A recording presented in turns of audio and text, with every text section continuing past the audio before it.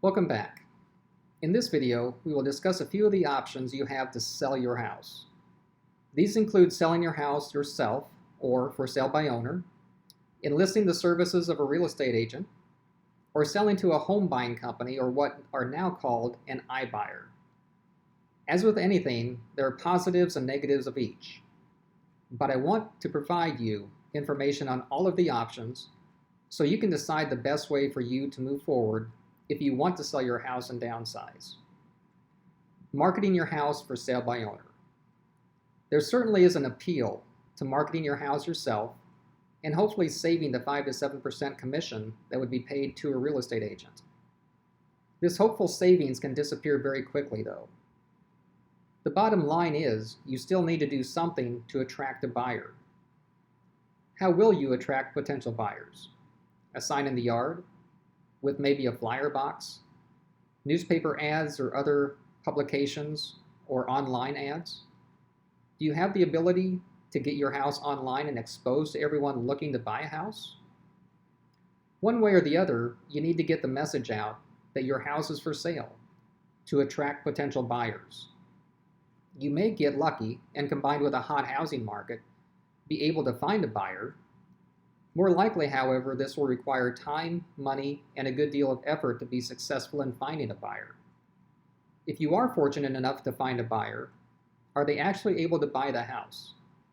Do they have the funds or ability to get a loan? One of the most frustrating things when selling a house is to find a buyer, be told that they have been pre-approved for a loan, only to find out that this so-called pre-approval was conditional on a number of items that the lender hasn't bothered to check yet.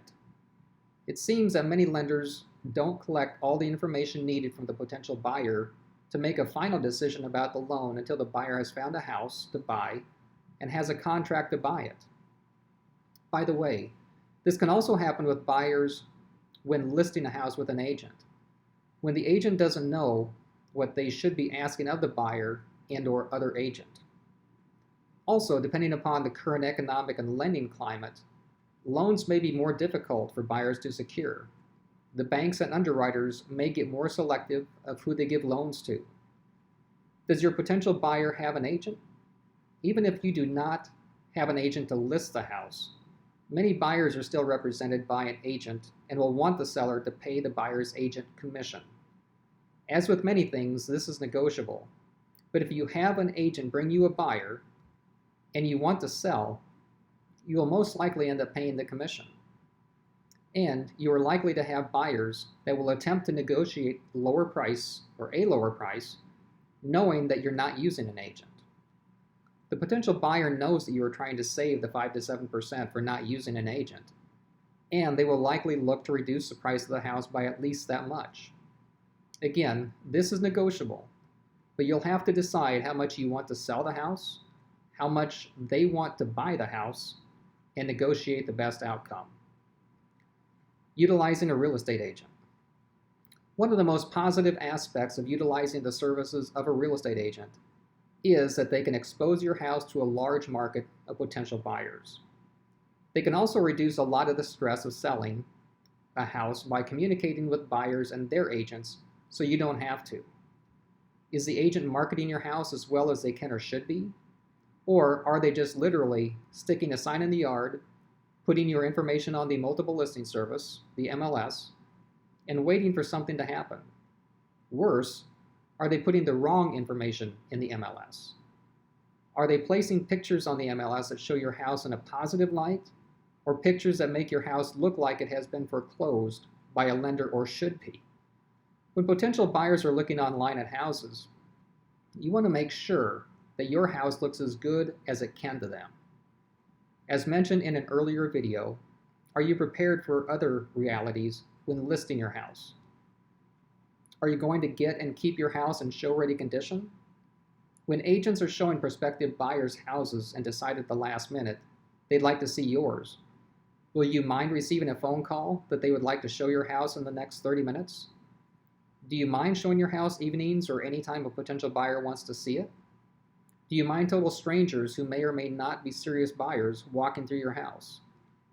Especially when it comes to open houses, you or the agent doesn't have complete control over who goes through your house.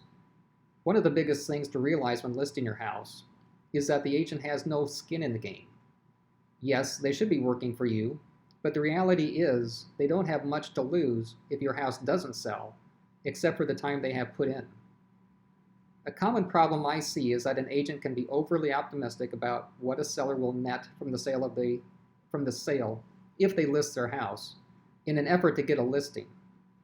When the seller does list and the house doesn't sell, they start to work on the seller for a price reduction, with other price reductions to follow until the house sells or the listing expires.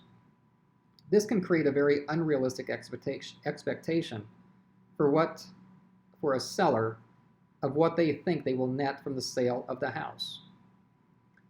Next, selling to a company that buys houses, or an iBuyer. Probably the biggest negative or potential negative about home buyers, real or perceived, is that a seller may net less from the sale of their house than if they sell with an agent or for sale by owner. The thought of all that those investor buyers do is give lowball offers. The thought of if they tell me they can buy for cash, will they actually be able to? Or does this person or company really know what they're doing, etc.? Some of the positives are you can sell your house quickly, sell your house as is. You don't have to worry about doing any repairs or updating. You have flexibility of moving and possession dates, and you are in more control of selling your house, downsizing, and the transition to your new home. However, just ensure that you are working with a professional home buying company. Otherwise, your experience may be less than satisfactory. I have encountered buyers that said they could buy with cash, but realized later the only way they could do that was to apply for a loan or line of credit on the house they were buying, therefore not a cash buyer at all. Beware of what are called wholesalers. These are typically people or a company that say they can buy your house, but once they get an agreement or contract to purchase, will shop the agreement to find a real buyer that can actually close and purchase your house. If they have overpromised on what they or someone else can actually pay you, you may be in a very uncomfortable position of not being able to sell your house. To protect yourself with this type of situation, ask for a proof of funds, or at least contact the title company you're closing with as a reference, and ask if the buyer is real and if they can do what they say they can. Some buyers will also make an offer for a house and then nickel and dime a seller by deducting the closing costs, fees, etc., like an agreement through a real estate agent would after the fact, sometimes significantly changing the net amount a seller thought they would receive from the sale. Some buyers will even give a seller an offer for their house without even looking at the house. A seller should look at this with skepticism and ask the question of how would this potential buyer be able to make an offer without even seeing the house. As mentioned earlier, some of the positives when working with a professional home buying company can be, if they truly are a cash buyer, they can close quickly or whenever a seller wants them to.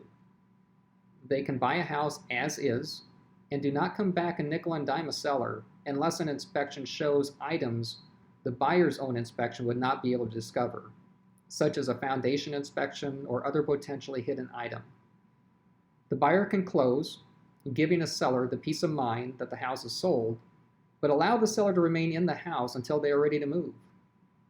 The buyer will allow a seller to leave whatever stuff they may want to leave in the house when they move. This is one item that will make it easier for a seller to move. The seller doesn't have to worry about leaving the house spotless, like when selling to a traditional buyer. The buyer can customize or tailor an offer or solution to what a seller really needs. Sometimes these needs are different than just a cash purchase, and it takes a true professional company to be able to provide the best offer and solution for each seller. A good professional company will have experience working with probate or estate situations and be able to provide a great service to assist a seller in navigating these types of situations. They can assist in arranging for a moving company to make this move as stress-free as possible. Some select home buying companies, like my company, Home Downsizing Solutions, can even remove the catch-22 of wanting to sell, but not having the ideal place to move into right away, or having a vacant house to worry about. We are able to buy your house, but allow you to remain in the house until your new home is ready to move into.